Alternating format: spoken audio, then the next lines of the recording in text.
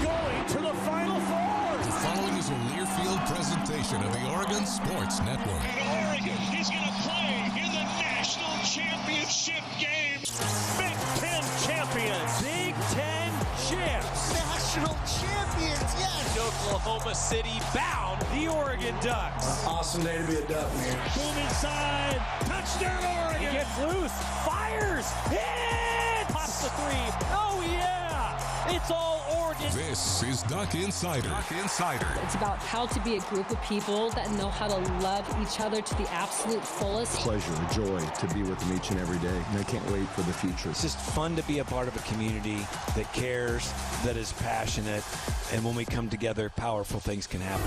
This is Duck Insider on the Oregon Sports Network from Learfield, presented by OnPoint Community Credit Union. People are the point. Now let's go live to the Country Financial Studio to talk Oregon Duck Athletics. We're approaching game day. Oregon and Montana State on the gridiron at Autzen Stadium on Saturday. It's a 1 o'clock start, 11 a.m. pregame show for us across the Oregon Sports Network.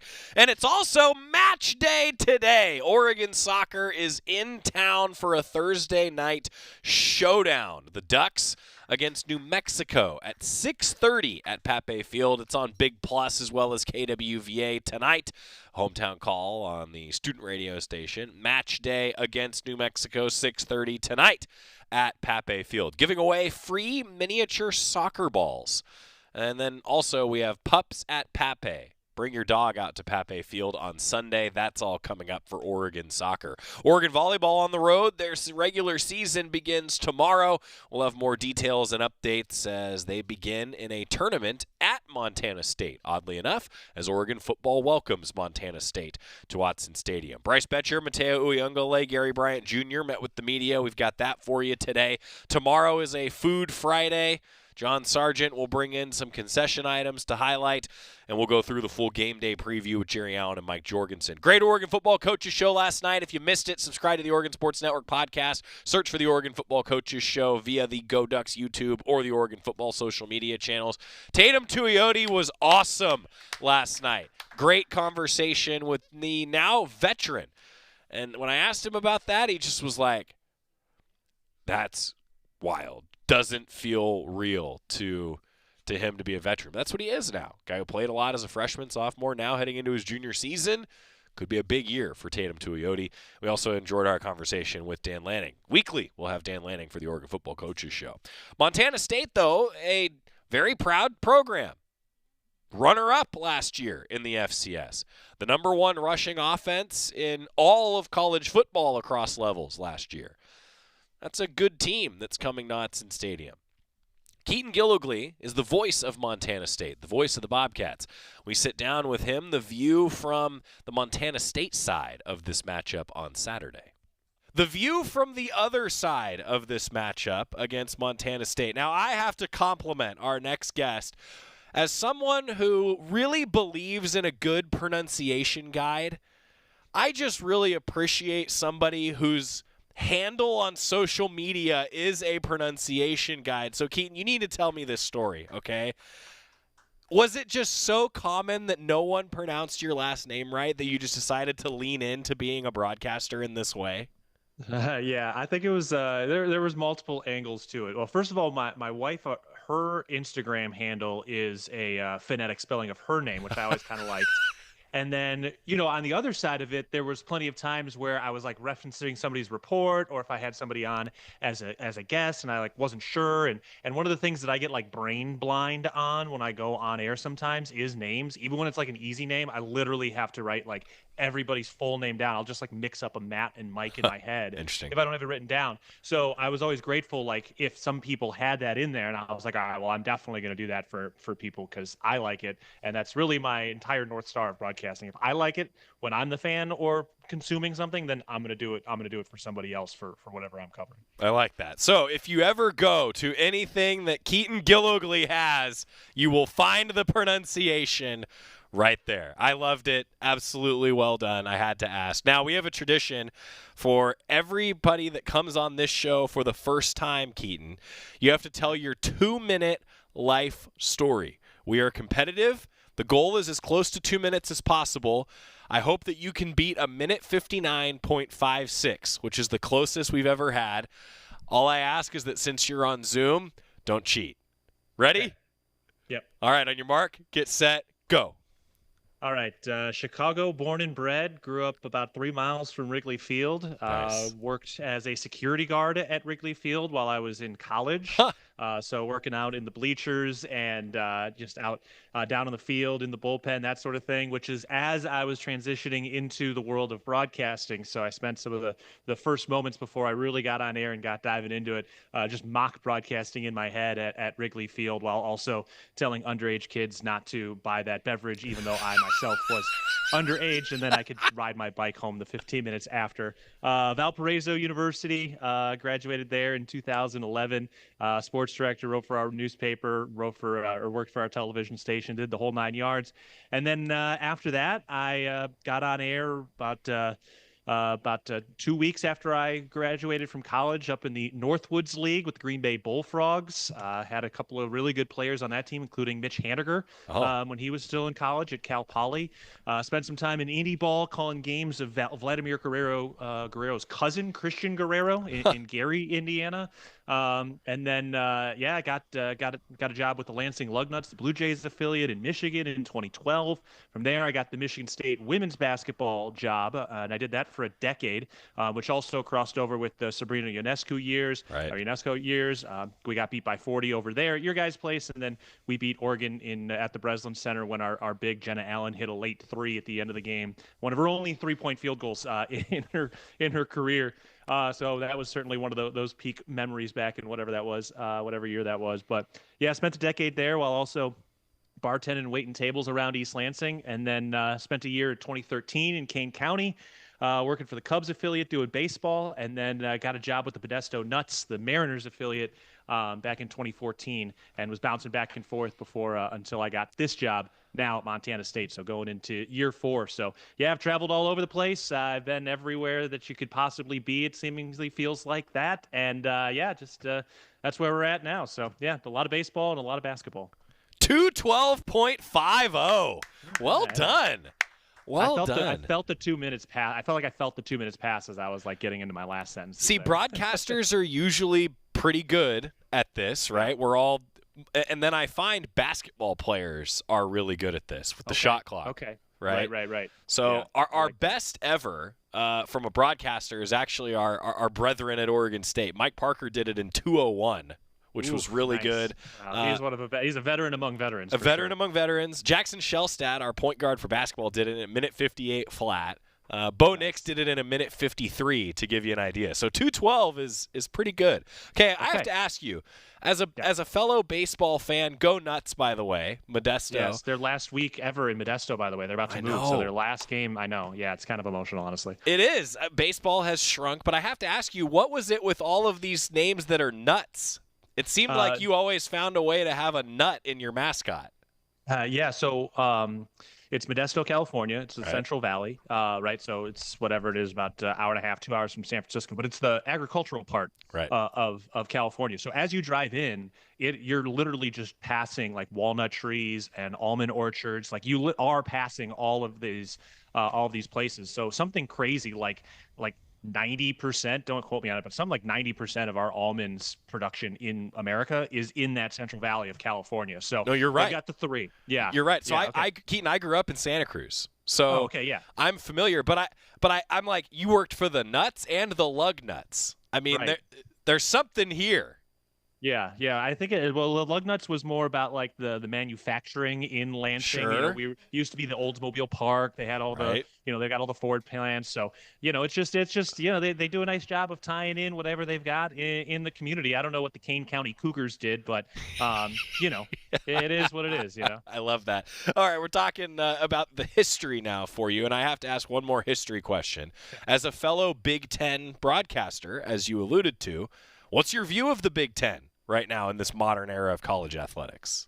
Keep up or get left behind. I think that's kind of where it's at. I mean, it is what it is. We all know what's being chased. I think think at the end of the day, you're looking for the biggest brands and the biggest markets, and you're looking for the highest quality, institutions and level of sporting, and if the SEC is the Southeast, where that is, well, the Big Ten is kind of everything else. And I was already there. I was there when Nebraska got added. I was there when Rutgers and Maryland got added. So at that point, it was already kind of like the cat was already kind of out of the bag, Right. We know that they went out there to Rutgers to go get into the New York market. Like, that was obvious. You have the LA market, you have the Pacific Northwest market now. So it makes a lot of sense. And, as we live in this shrinking world, it is what it is. And at the same time too, like, you're getting great football. You're getting great sports. And it's not just this too. I mean, it is across the Olympic sports as well. I mean, it's going to continue to be pretty high level. So I think it is what it is. And I respect the Big Ten dominance that, I mean, really the SEC obviously is what it is, but it's kind of small geographically compared to the Big Ten now. So cap tip to that. And, it's continuing to progress, and you get some really high level sports and cool stuff. And hey, kudos to you guys for being the first one of this expanded Big Ten to take the crown. So 8 conference titles in the inaugural year in the Big Ten for Oregon. Not that we're tooting our own horn or anything, but 8's a lot. I mean, 8 is a lot of conference titles. Now, to the Bobcats, I got to ask just first about last year. Like, I know you want to win the last one. There's only one team that wins the last one, but a heck of a ride last season. What was last season like for Montana State fans? Yeah, it was. It was a heck of a ride. And, even in the moment, as you're going through the championship game, and NDSU land a few of those early haymakers, and the Bobcats had the furious comeback at the end to make it interesting. The fact that it didn't finish the way you wanted doesn't mean that the entire journey was a waste. There was just so many awesome moments throughout it, and watching these guys grow and watching how they worked week in and week out was really impressive, because they were just such a senior-laden, business-first type team, and it was led by a lot of Montana natives, obviously Tommy Millat out of Butte and Brody Grebe out of Melstone, and these guys were so businesslike. But, like a Brody Grebe who, grew up as a Bobcat fan, was a great player. He has the fumble recovery against South Dakota in the semifinals to end his Bobcat Stadium career. And, in that semifinal game, Millat dropped a snap, dribbled it off the turf, hurdled a guy, and ran into the end zone. And that was his last touchdown at Bobcat Stadium, and scoring in the student section end zone that was named after, Sonny Holland, a great player and great coach. And so, yeah, it was awesome, man. The comeback at New Mexico to open things up in week 0. They had the windstorm come through, the haboob that came through that really felt like it changed everything in the fourth quarter.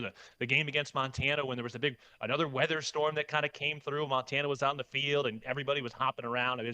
There were just awesome moments, and it was really cool to see it grow. And it's unfortunate they weren't able to get it done, but I'm very confident that if those two teams played 10 times, it would have been pretty darn even. So we'll see how it reloads going into this year. Yeah, it's amazing. Like, it could have been a 5-5, right? You think about just the way that things go when you've got two teams at that level.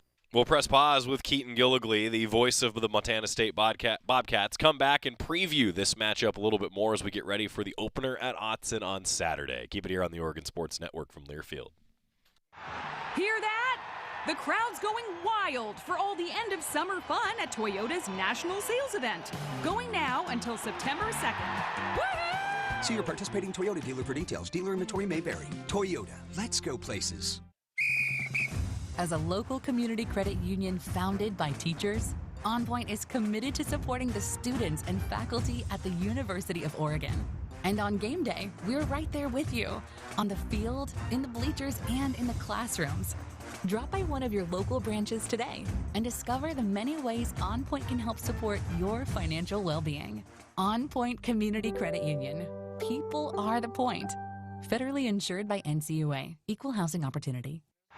Hear that? The crowd's going wild for all the end of summer fun at Toyota's National Sales Event. Going now until September 2nd. Woo-hoo! See your participating Toyota dealer for details. Dealer inventory may vary. Toyota, let's go places. Don't go anywhere. Duck Insider continues after these messages on the Oregon Sports Network from Learfield. Adoption of teens from foster care is a topic not enough people know about, and we're here to change that. I'm April Dinwiddie, host of the new podcast, Navigating Adoption, presented by Adopt US Kids. Each episode brings you compelling real-life adoption stories told by the families that live them with commentary from experts. Visit adoptuskids.org/podcast or subscribe to Navigating Adoption, presented by Adopt US Kids. Brought to you by the U.S. Department of Health and Human Services Administration for Children and Families and the Ad Council. My mom has taken up going to the park to practice yoga. My dad's going to a club, but not a book club, a salsa club. Finding new hobbies comes with age. My mom has started getting lost and not knowing where she's going. Becoming lost or disoriented doesn't. Confusion with time or place may be a sign of Alzheimer's. An early diagnosis can help improve the quality of life for your loved one. Learn the warning signs of Alzheimer's at 10signs.org. Brought to you by the Alzheimer's Association and the Ad Council.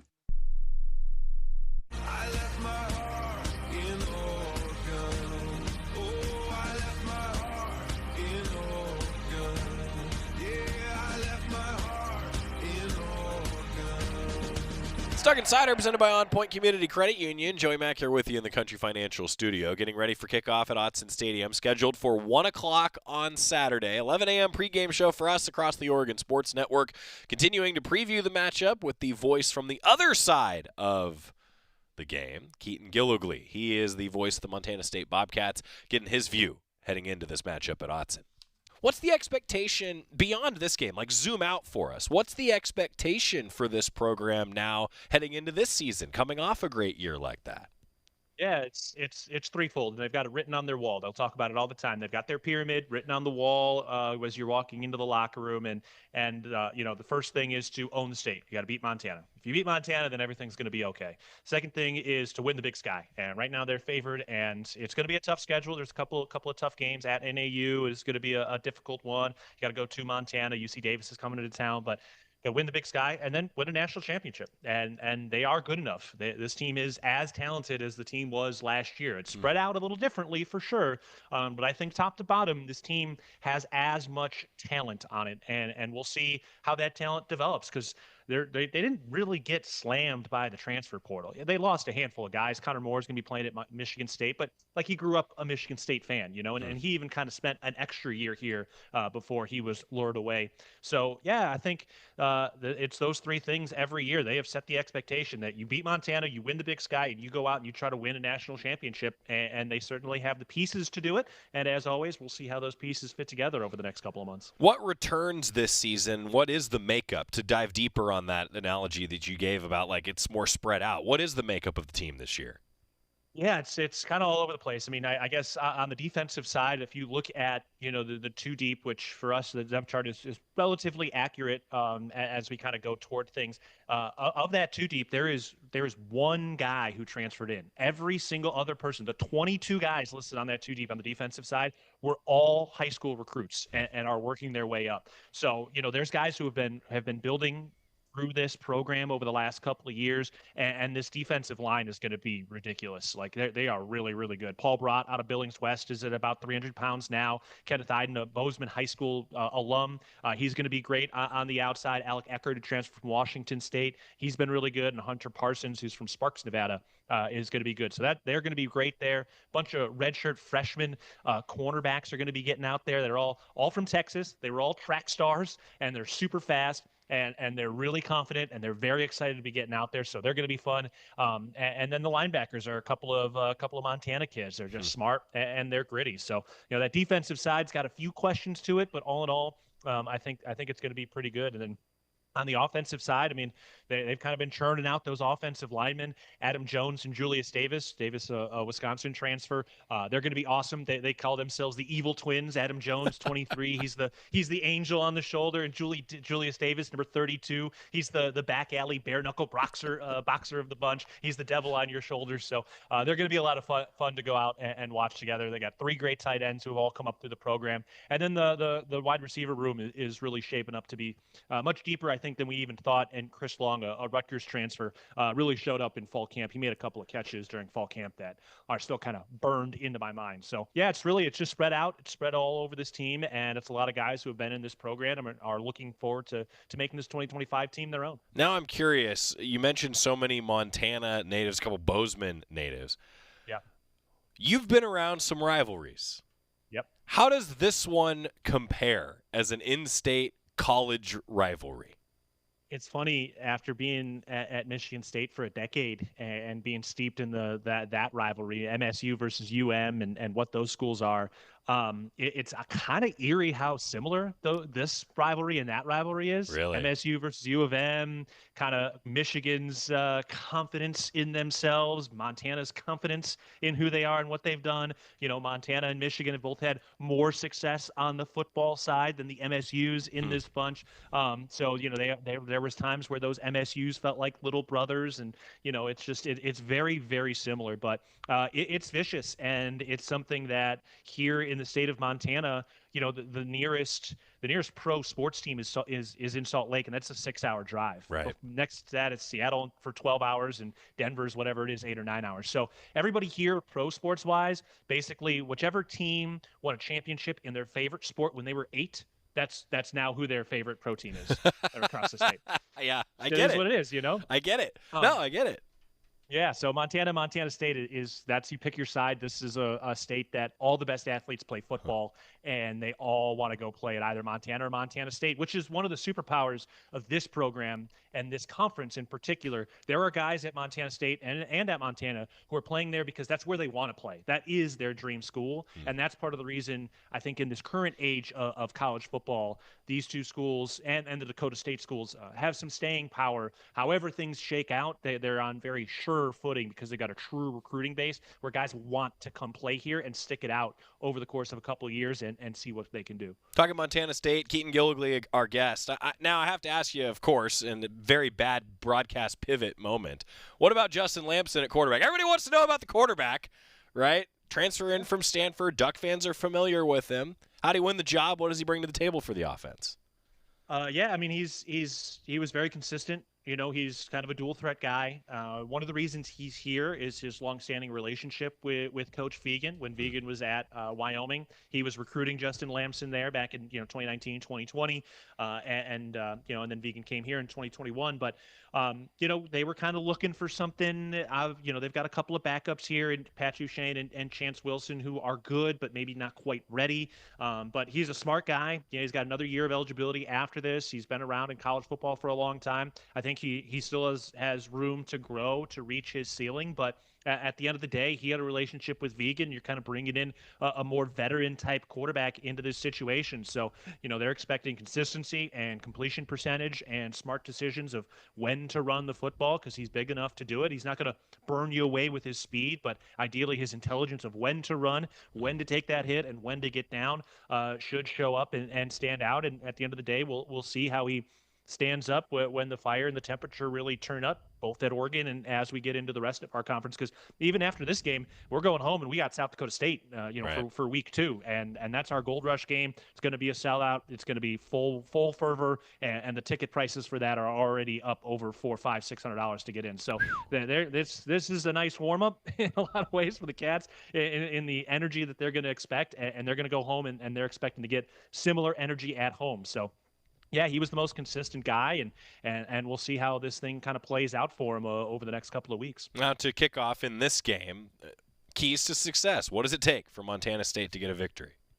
Yeah, I mean, it starts with not shooting yourself in the foot. I mean, it's easy, it's cliche, but when you're playing the best, whether it's Oregon or South Dakota State or any other team that's as good or better than you can't shoot yourself in the foot. So let's not make some mistakes. I don't want to see false starts and procedural stuff and timeouts called because you didn't get a play call in. I know it's going to be loud. We've got we're not going to use the helmet communication at this level for the first time this year, but you don't want to see that process stuff. It is week 1. You're going to see some of it, but just don't shoot yourself in the foot. Don't make those bad turnovers. If a defender makes a great play, so be it. Wash it. And the cornerbacks are going to have a really short memory. They're young. They're really talented, but they're going to make mistakes. And that's just the way it is when you're a second-year player. So have that short memory and stick through it. I think think that's going to be kind of the first part of this thing. And at the end of the day, you guys are going to be deeper than Montana State. It is what it is. But each team can only put 11 players out there, and Coach Vigen feels comfortable with his 11 guys, and we'll see how that goes. It's not like you get to run out 8 offensive linemen or 12 defensive backs. It's 11 versus 11, and the depth is always going to be the thing that's the biggest jump from these types of levels. But, just be yourself, play sound fundamental football, and see where things are when you're 50 minutes into this game. Keaton Gillogly, voice of Montana State. He'll have the call on the Bobcat side of things coming up. Keaton, I can't thank you enough. Great to chat with you. Looking forward to shaking your hand at Autzen Stadium this weekend. Can't wait. It's going to be a special time, and I'm so thrilled and excited to be a part of what you guys have going up at Autzen Stadium. And however this game turns out, we'll be keeping an eye and rooting for you guys after. I appreciate Keaton taking the time to chat with us and get the view from the Bobcat side of things and what should be a fun environment at Autzen Stadium. Stripe out Autzen again. More details, goducks.com/gameday. Anything you want to know about coming to Autzen Stadium, the Autzen Complex, where there's some new signs around, by the way. goducks.com/gameday. Dave asking, I'm wondering if the U of O is planning on honoring stadium announcer Don Essig this season. Dave said, I've been attending games there since 1969. He has been basically the only announcer that has performed there. He is a national treasure. Well, I'm happy to report that Don was here in the studio last week.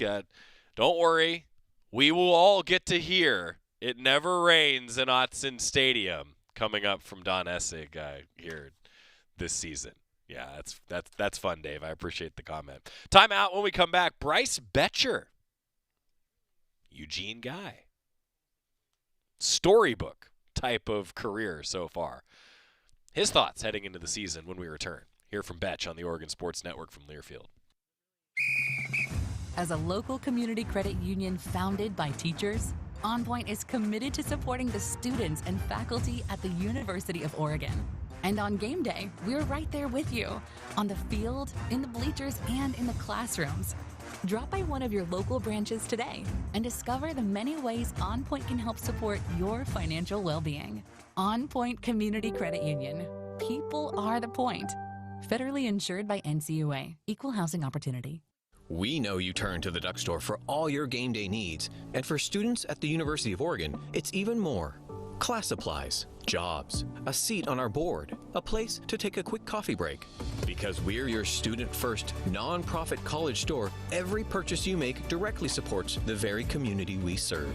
From working in our counters to studying in the classroom, from directing our stores to cheering in the stands, the people we serve, the students, are the very people who are the Duck Store.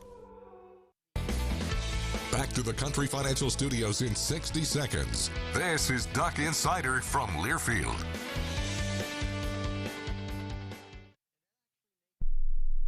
Man, I love my kids so much. I once sat for 3 hours in the cold rain to watch her soccer team lose by 18 goals. I love my kids so much, I once used a tube to suck snot out of her stuffed nose at 3 a.m. You win. Love your kids? Love them enough to make sure they're in the right car seat. From toddlers to tweens, visit nhtsa.gov/the-right-seat to find the right seat for their age and size. Keep them safe. Visit nhtsa.gov/the-right-seat. Brought to you by the National Highway Traffic Safety Administration and the Ad Council. Hear that? That's the sound of your life. Perfectly imperfect. Beating in rhythm to the world you've created.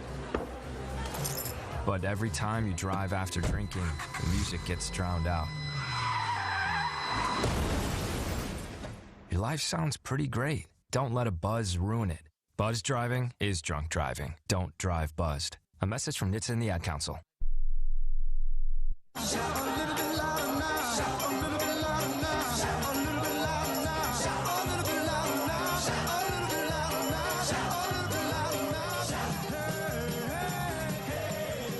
Duck Insider, presented by OnPoint Community Credit Union. Joey Mack here with you in the Country Financial Studio. We will have Big Ten football here tonight. We already made our picks for those games earlier. We'll have the rest of our Big Ten picks with Jerry and Jorgie tomorrow. Looking forward to it. Bryce Boettcher. I said storybook type of career. He even talks about it here. Like, he thought last year was his last year. Now he gets to do a last year all over again. Inside linebacker Bryce Boettcher talking with the media previewing the season. Bryce, obviously last season, as a unit, you guys were, you could say, a top 20 defense in the nation statistically. How much better do you feel like this group is heading into this week 1 this season? Yeah, I mean, time will tell, how much better we are. I think based off what we've shown in practice, we have the capability to be just as good, if not better. Got the talent, camaraderie, scrimmages, tackling look good, but, come game day, time will tell. So I'm excited to see what happens. I just asked Kenyon, but what do you feel like is really the biggest motivating factor heading into this week for maybe you, but also maybe kind of everyone else on the team? Is it the fact that there are so many spots up for grabs? Do you feel like a lot of positions have things that they want to prove? Is it just it being week 1? Like from your perspective, what do you think it is? Yeah, I think it's a combination of things. Probably depends on who you ask. I know there's a lot of guys on the team that have something to prove in their position. Come whoever starts, game 1, week 1 is not going to be starting at the end of the season. It's always a determinant of how you play and, proving yourself right and proving others wrong. But I think more than that, just like as a team collectively, no matter who we're playing, we always have something to prove. I think when you have that mindset, good things will happen. You can never, get too full and think, you've accomplished everything. And I think that's our mindset going into this year is as a team, collectively, we got something to prove. A lot of your peers, your coaches have said this team's grown a lot since day 1 of fall camp. I'm just curious of your perspective of what excites you about this defense going into the year.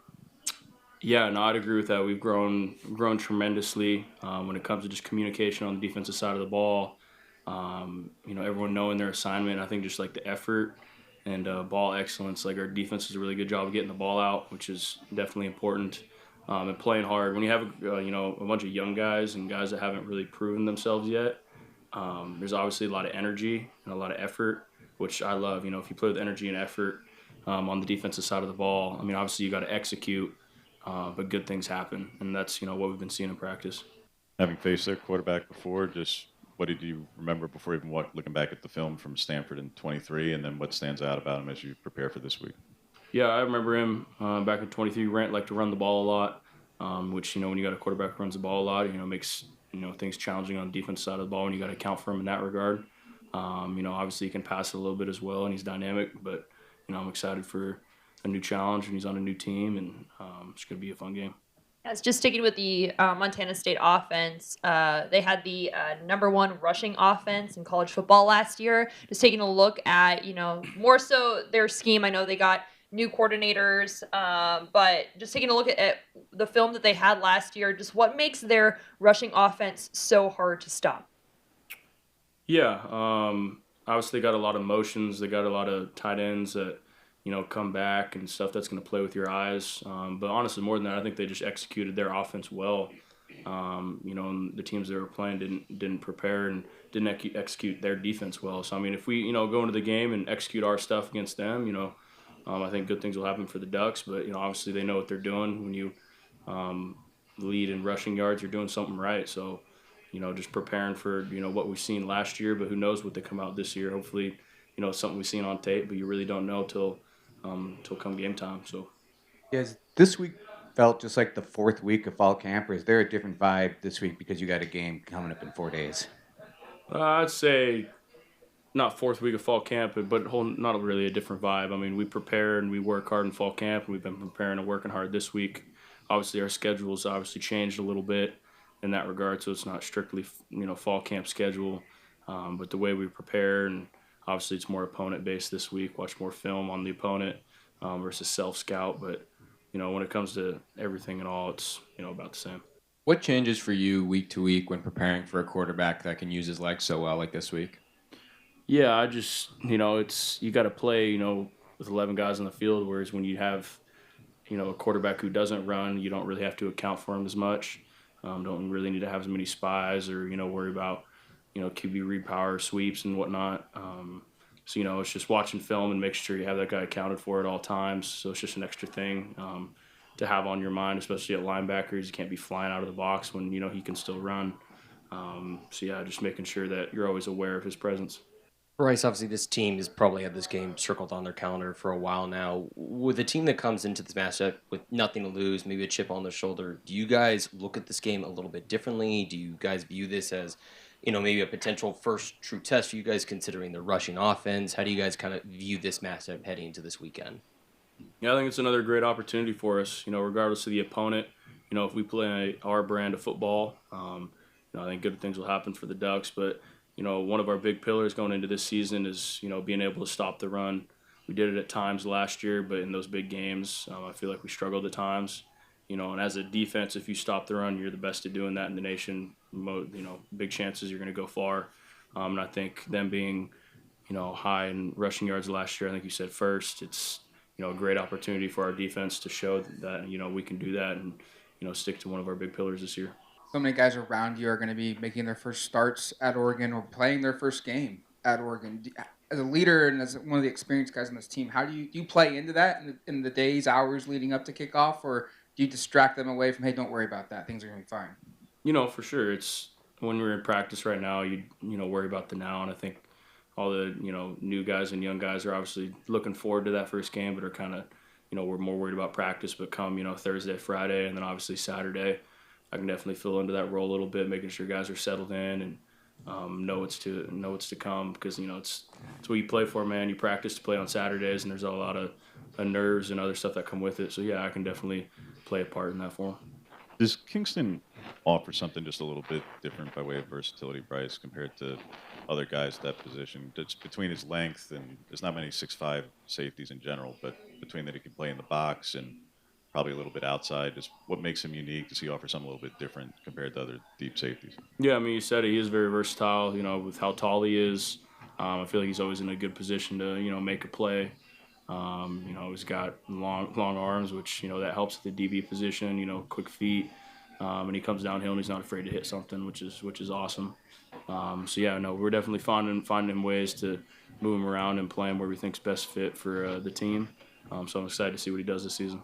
Back in the spring, you, along with a lot of other veterans on the defense, were very vocal about making sure that everyone around you that maybe didn't have the experience that you've had was playing up to the Oregon standard. Kind of when you look back at the spring to where you are now, are there any players or one player that sticks out in your mind that has really grown the most since then? I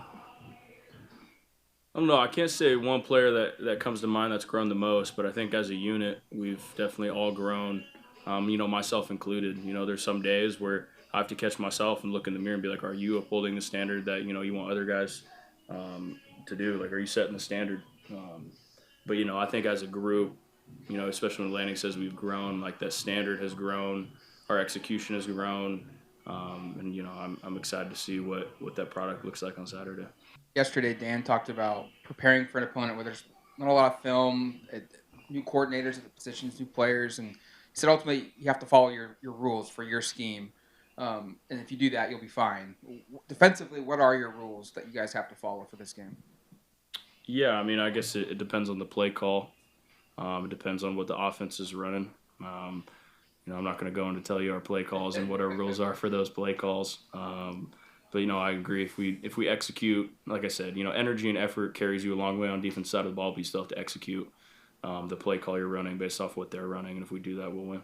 When you're one of the two returning starters in the green dot, we're talking about all these new pieces. Just what do you think the identity of this defense is going to be, Bryce? When it's longer in the secondary, when it's replacing 3 NFL interior D linemen and a fellow linebacker, what will the 2025 identity of this defense be? Physical, playing with effort, and stopping the run. That's what we've been preaching all off season, and it's what we did last season. Obviously, we fell short of it at times, but we still won the Big Ten doing that. Obviously, it's a new team, new players, but that's what we've been preaching: being the most physical team on the defense side of the ball, and a defense that gets the ball as well. We want to force a lot of turnovers this year, so hopefully, that's the case. Bryce, you've obviously played a lot of week ones in your career from high school to college, but knowing that this is going to be the last one in the green and the yellow, do you view this week one matchup a little bit differently, knowing that you're heading into your final season at all? Yeah, it's certainly special. There's a lot of last first time in pads, last fall camp, last first game. But to be honest with you, I thought last season was my last. So I feel like I'm just repeating it. So I'm, it's cool to look around and smell the roses at times, but I'll be doing that probably more towards the end of the season. I'm pretty much just focused on the task at hand, and obviously I still enjoy it, but I'm trying to win. That's Bryce Boettcher meeting with the media, getting ready for the opener at Autzen Stadium on Saturday. One last ride for Bryce Boettcher. When we come back, Matayo Uiagalelei led the league in sacks last year. In my humble opinion, deserved probably a little more recognition for that from everyone, maybe outside of the Oregon fan base and the Oregon team. We're going to hear from him when we come back, talking defense on the Oregon Sports Network from Learfield. Hear that? The crowd's going wild for all the end of summer fun at Toyota's National Sales Event. Going now until September 2nd. Woo-hoo! See your participating Toyota dealer for details. Dealer inventory may vary. Toyota, let's go places. At Shadow Hills Country Club, we're more than just an award-winning golf course and practice facility. Our events team offers all-inclusive event pricing that allows us to take care of all the details while you enjoy your event. Our indoor and outdoor venues offer you a wide variety of fully staffed options that put the focus on you. From weddings to business and social events, at Shadow Hills Country Club Events Center, you get the benefits of a resort atmosphere and amenities in a peaceful country setting, just minutes from downtown Eugene. Call for a tour today or visit shadowhillsevents.com. Hear that? The crowd's going wild for all the end of summer fun at Toyota's National Sales Event. Going now until September 2nd. Woo-hoo! See your participating Toyota dealer for details. Dealer inventory may vary. Toyota, let's go places. Your daily dose of Oregon athletics. This is Duck Insider from Learfield.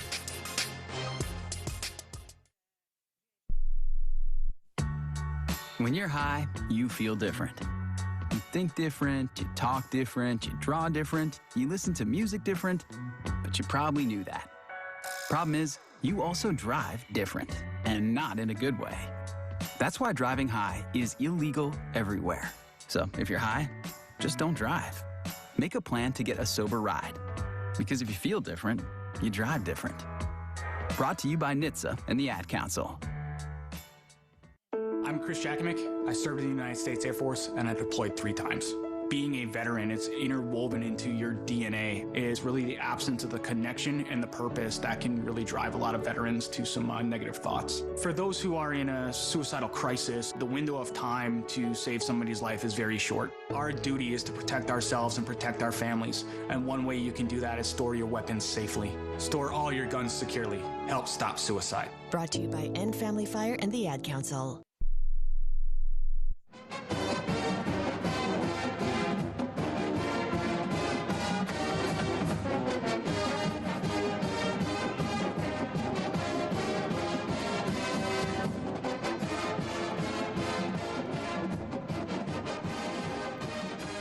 Coming up on game day for Oregon football, a 1 o'clock kickoff televised on Big Ten Network here at Autzen Stadium. It's Duck Insider right here, presented by OnPoint Community Credit Union. We're in the Country Financial Studio. Last night, Tatum Tuioti was in the Country Financial Studio with us. He was great on the Oregon Football Coaches Show. If you missed it, check it out on demand on YouTube or wherever you get your podcasts. Search for the Oregon Sports Network podcast. Matayo Uiagalelei, a fellow edge rusher like Tatum Tuioti. And, man, those two guys have been a dynamic duo ever since they stepped on campus in a lot of ways. Matayo Uiagalelei previewed the season with the media this week. Not sure how much you remember about going against their quarterback a couple years ago in Stanford, but what have you seen from him on tape so far this year? Definitely got speed. He can run. That's kind of the main thing we've been focusing on. He's fast. There's a lot of new faces on defense in this program. What excites you about this defense going into the year? Yeah, I think just kind of on the whole team, but on the defense, just the competition. It's each day, each week, it's a battle who's going to be out there. So I know that's going to translate to the field in a good way, but that's probably what I'm most excited about. Last season, obviously, you guys defensively, one of the best teams in the nation, but if you had maybe a wrinkle to fix was potentially the rushing defense. How do you guys feel about getting a challenge like in Montana State in the rushing attack to really test you first week of the season?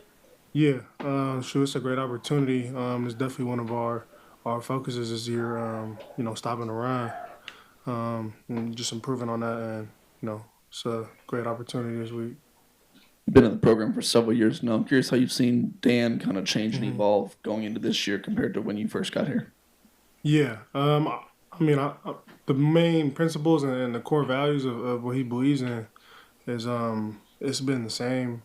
I think because it works. But obviously, like, one of the core values is to have a growth mindset. So, tweaking this, tweaking that. It's just the little things that make a big difference that I've seen him, change and grow. And just the whole coaching staff and all the players. Yeah. As one of the 2 returning stars on this defense, Matayo, just what do you think this defense's identity is going to be this season? Yeah, shoot. I think we're going to be physical out there. I think we're going to take the ball away a lot. Yeah, I don't know. There's definitely some ball hawks in our back end and up front. Some big dudes who can play the run and can rush the passer. Obviously gotten set for a couple of these week 1 matchups over the last couple of years. When you go through such a long stretch from spring to fall waiting for this opportunity, just how hungry are you just to get back out there and hit someone else other than your own teammates and kind of show what the team's got this year? No, yeah, it's definitely exciting. And it's hard to wait when, you've just been going against kind of the same guys every day at practice. Sure, even though we playing another team, we like to say we still playing ourselves. Still focus on what we do right and what we do wrong, and try and fix that. But definitely is exciting to play another team. I hope this is a little fun one. Do you know why Big Mike is nicknamed Big Mike? I don't even know. That's not even. I don't even know. I don't know if that's his middle name or something. I don't even know. His name is Amari, but he's called him Big Mike. I don't even know. That's just Big Mike, I guess. You were familiar with the program in Dan's first year because you were being recruited and committed at the time, and then you've been here since. Can you just maybe speak to just the increase in talent, the increase in depth that this program has kind of gone through over the last 3 or 4 years? Yeah. Sure. Even my first year, there's definitely talent on the team. But I think it's kind of just the culture we've built and what do we do with the talent, But at the same time, we definitely brought in some crazy talent. And just to see it build year by year is definitely cool. And to be part of it is definitely cool. You mentioned not too long ago a growth mindset. Where do you feel you've grown the most heading into this season from last year? Yeah. Shoot. After last season, kind of just looking at the film and self-diagnosing what I could have gone better at. For me, definitely I think in the run game, just be more physical. And then the main thing is just I need more effort clips. I need more more relentless mentality. No, that's definitely been one of my main focuses just throughout this whole offseason and leading in the season, just being more relentless, running to the no matter where the ball at, running to the ball, and everything like that. Now that you've gone against him in practice for 30-some-odd practices, and Taylor, I was just curious, what stands out to you about Isaiah? And not necessarily compared to Josh or Johnny, but just what makes Isaiah that good at that position? Yeah. Well, first, he's big, got the size. He's not sloppy, but I think he probably has one of the best change of direction and just feet. I think I've seen. And his personality is definitely out there. He's definitely wild, and some of that, it comes on the field, and sometimes you don't really know what you're going to expect from him. And I think that's another part of his game that's definitely it's going to carry over. Matayo Uiagalelei after practice, and if you heard in the background it sounded like music, that's because the Ducks in the locker room after practice had the music going, and that's right where we do the interviews. It was pretty funny. As you're going to hear with Matayo, he handled it great. Gary Bryant Jr., listen to this when we come back. Talking wide receivers as we get ready for the opener at Autzen after this on the Oregon Sports Network from Learfield. As a local community credit union founded by teachers, OnPoint is committed to supporting the students and faculty at the University of Oregon. And on game day, we're right there with you, on the field, in the bleachers, and in the classrooms. Drop by one of your local branches today and discover the many ways OnPoint can help support your financial well-being. OnPoint Community Credit Union. People are the point. Federally insured by NCUA. Equal housing opportunity. We know you turn to the Duck Store for all your game day needs, and for students at the University of Oregon, it's even more. class supplies, jobs, a seat on our board, a place to take a quick coffee break. Because we're your student-first, non-profit college store, every purchase you make directly supports the very community we serve. From working at our counters to studying in the classroom, from directing our stores to cheering in the stands, the people we serve, the students, are the very people who are the Duck Store. You're listening to Duck Insider. Duck Insider on the Oregon Sports Network from Learfield. This message is for Karina, our mom who finished her high school diploma at age 28. Hi, Mom. It's Emmettith and Nicholas. Congratulations on getting your diploma. You worked so hard and have taught us so much. We love you. When you graduate, they graduate. Finish your high school diploma for you and for them. Visit finishyourdiploma.org to find free and supportive adult education centers near you. Brought to you by the Dollar General Literacy Foundation and the Ad Council. You said you'd never buy your kid candy from the checkout aisle. Or forget extra diapers. You'd never lick your thumb to clean their face.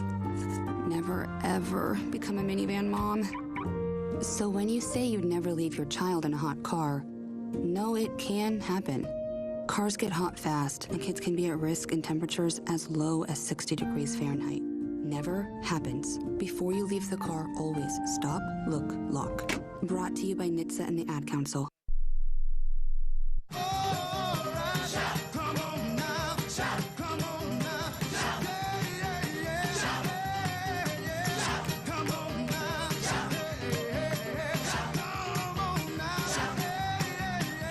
Back on Duck Insider, presented by OnPoint Community Credit Union. I'm Joey Mack here in the Country Financial Studio. Gary Bryant Jr., they say that a wide receiver has to really focus to make that catch in traffic. Gary Bryant Jr. had some focus through this interview with his teammates blaring some music in the locker room. It was great, and Gary Bryant Jr. had a lot of good things to say previewing the season. What excites you about this offense, about this team? A lot of new faces, a lot of unknowns from the people outside the program. So what excites you about this group? Yeah, we got a lot of players that has a lot of abilities, man, and we do a lot of great things. A lot of great players do a lot of different things, and I think it's exciting to see new faces out here and see what new guys can do, but it's going to be an exciting group, man, for sure. Kind of speaking on that, the wide receiver group this year for starters is going to be a completely new look this season. What do you feel like this year's group unit for wide receivers are going to be able to show come week one for the fans at Autzen Stadium? Explosive. That's the first thing that comes to my mind, man. We got so many guys over there that's capable of taking the ball 90 yards in one play, and we got a well-connected team. That's the biggest thing that I see. Everybody loves each other and wants to see each other succeed. So, man, the sky's the limit for that room for sure. Been in the program several years now. I'm just curious how you've seen Dan change and evolve over that time, and what's made him better as a coach. Yeah, I mean, he's definitely evolved. Like from the first time I got here till now, it's like he tweaks little things that he sees. Okay, this doesn't work. Let's throw this out. This works. Let's add this in. From practice to the meetings, and from year 1 to year 3, everything's kind of been, not everything's been different, but certain things been different. So it's been good to see him evolve into that coach that he wants to be, and get us to the place where we want to be. After such an injury-riddled season, what's the feeling like going into this first game week for you? It's exciting, man, to be back on the field with the guys, being healthy, man, just going out there and trying to make plays the best I could do, whether that's in the run game or the pass game. But, man, it's football is something I love to do. So just being out there healthy, running around, and being able to play, man, I'm excited. Dan talks a lot about if you're good enough, you're old enough. And we've certainly seen guys where that's stood out as freshmen. But at receiver, freshmen have all redshirted who've come here. What is it about the Corian that puts him in position to where he can be that guy who contributes immediately and is that ready both physically and mentally, Gary? Yeah, I mean, he's the guy that came in here and he is explosive, good route runner, has hands, smart football player, knows how to read defenses, knows when to sit versus zone, knows when to break it off versus man. Like, he has all the tools in his bag, man, to be a great receiver. So it was exciting to see him come and be a dog and willing to, step up in certain roles. Like, if we needed him to play inside and outside, he was that guy, like, man, I could do anything, and he excels at it. Kind of going back to a couple questions ago, you guys have been practicing now for, the last several months from spring into fall. Just when you're getting into this routine of playing against each other, when you head into a week one, just how much more excited does that make you that you're finally going to face someone else on the field? And get that, different sense of competition than facing the same guys day in and day out? Yeah, I mean, it's very exciting. We get to hit somebody different. But at the end of the day, I think the team has a mindset like it's us versus us every week, whether that's no matter who we play. And I think if we focus on that, man, we could be detailed and win games instead of playing against ourselves, with penalties and shooting ourselves in the foot. Just having that mindset, like, man, it's us versus us. We go out there with the right mindset and go inch by inch, man. We look up, we'll be where we need to be. What, if anything, has stood out to you or been different about Dante the last week or so? Because there is a difference, Gary, as you know, like preparing when it's Dylan or Bo been here for 50, 60 games versus somebody who's making their 6th career start. Is there a difference that you've seen from Dante the last week or so? Yeah, like just the maturity aspect of it. Like, man, he coming in and he knows that it's a QB battle. So, coming in, just being mature, like, man, let me get this group together. No matter what group he was in there with, any receivers, man, he was like, let's be mentally focused. And the biggest thing I seen was maturity, man. Just going out there and getting the offense down there where we need to be, everybody lined up and just taking control. Because of the depth that you guys have at tight end and running back in particular, just when you talk about like offensive identity, you think we're going to see maybe perhaps a little bit more 12 or 2-back personnel stuff than even a year ago, just because of the way the mix is in this roster this year? I'm not sure. I think the coaches do a pretty good job at game planning, and whatever they think we need to win the game, that's what we'll be out there in, whether that's 12, 14, whatever we need in order to win the game. I think that's what we'll be out there, whoever's succeeding. Laser-focused interview with Gary Bryant Jr. I thought that was great. I got to say, I am so excited to watch him on the field again. I mean, he was a guy that we thought coming in to last year was going to be a big contributor, right? And then he's banged up, and he has that tough year that a lot of athletes experience where you're hurt, you can't get on the field as much as you'd like. And now here we are heading into another season. You can just hear it in his voice, the smile on his face. He is so ready to play football again, game he loves. And, that's what can be, at times, so cool about, a job like this, where you see guys like that go through this adversity, and now they can get back on the field and just have that joyful, for lack of a better phrase, moment. Gary Bryant will be one of them.